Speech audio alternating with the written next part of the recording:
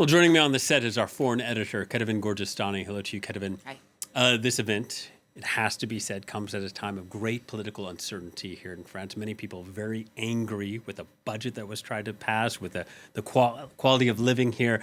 And French President Emmanuel Macron, he's going to be delivering the speech at a time when he needs to boost his image.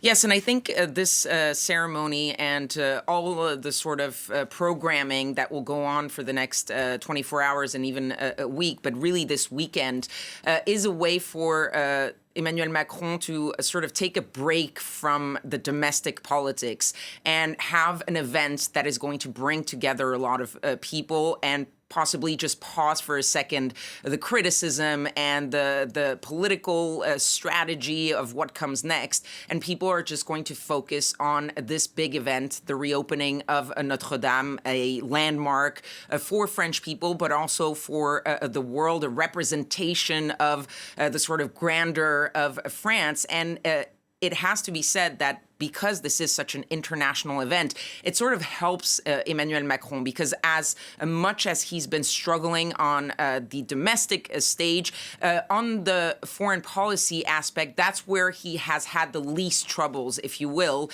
And so focusing on that sort of the grandeur of reopening Notre Dame and the presence of all these world leaders and some of the meetings he's going to have, this is where he brings back that image of the statesman, Emmanuel Macron, the president of France, forgetting a little bit or putting a little bit aside the domestic problems and showing that he is still the leader of France and that he is still having these important events and these important meetings with other world leaders, and that he can take a small break, a small respite from all of that trouble, which will come back very quickly once we pass this sequence of events around the Notre Dame reopening. But I think this is a much needed break and welcome break for Emmanuel Macron, and an opportunity for him to show sort of the best of what his presidency had been. Yeah, you're a former White House correspondent, a man you covered returning to Paris, Donald Trump, president-elect. What are you looking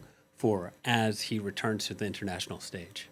Well, first of all, we're going to be looking at how these two men, Emmanuel Macron and Donald Trump, are going to be interacting, because they're set to have a formal bilateral before the whole ceremony happens. Around 4 p.m. is when we expect that to happen. So it's going to be interesting to see what's on the agenda. No word either from the Trump team or from the Élysée about what they're going to be discussing. You would expect that Ukraine will be a huge part of that conversation, but it's also a way to get back in business even before Donald Trump is formally inaugurated in January. But look also to the image. How do they interact? How do they shake hands? Awkward shaking of hands, Awkward shaking hands we've seen in the past. Is there a cleaning of dandruff like we saw in the past from Donald Trump to Emmanuel Macron? To see what sort of relationship they're going to start off with. But the fact that Donald Trump was invited is already a sign that Emmanuel Macron, who was one of the first foreign leaders to congratulate Donald Trump on his re-election, he really wants to start a clean slate, because the first time around when Donald Trump was president, it started out well, and then the relationship sort of soured over the years. Now Emmanuel Macron knows that if he wants to, in a way, protect France from the wrath of Donald Trump, for example, on tariffs, he needs to have that relationship. And he also knows the personality of Donald Trump, who is someone who loves the pomp and circumstance, especially the one displayed by France. Remember when he was invited at Bastille Day and saw that military parade? He then went back to Washington and said, I want the same thing for the 4th of July. So we'll be looking at the content of the meeting, but also all of the imagery and the symbolism around it. Yeah, and you touched on it earlier. Ukraine going to be a major topic. Ukraine's President Volodymyr Zelensky making a surprise appearance here. What do you expect?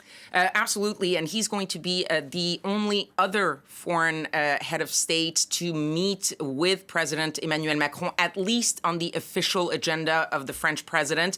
So it will be first Donald Trump, then Volodymyr Zelensky. And that's why I was saying that possibly Ukraine will be a huge element of those meetings. And the talk of the town is that maybe either in between those two meetings or maybe after, because because there's also a dinner happening after the ceremony with the heads of states and government, that at some point they might try to have a sort of informal pull-aside between Volodymyr Zelensky and Donald Trump. The two men had met back in September, so before Donald Trump was reelected. This time would be the first time they meet after Donald Trump's reelection.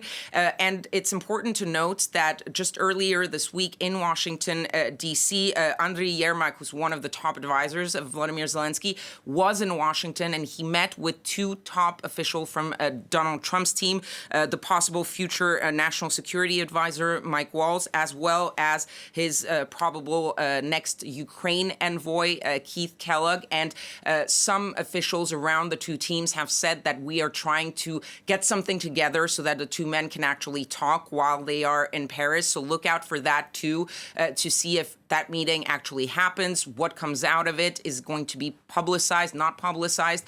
But of course, for Volodymyr Zelensky, a lot riding on that. He was also one of the early heads of states to congratulate Donald Trump. He knows that the future of Ukraine and how there's a possible end to this war, how it is negotiated, is going to ride a lot on where the U.S. stands, where Donald Trump stands. And he's going to be making a lot of diplomatic efforts, and probably going to be asking Emmanuel Macron and the Europeans also to help Ukraine in those negotiations. All right, Kethevane, thank you very much. Kethevane Gorjestani, our foreign editor.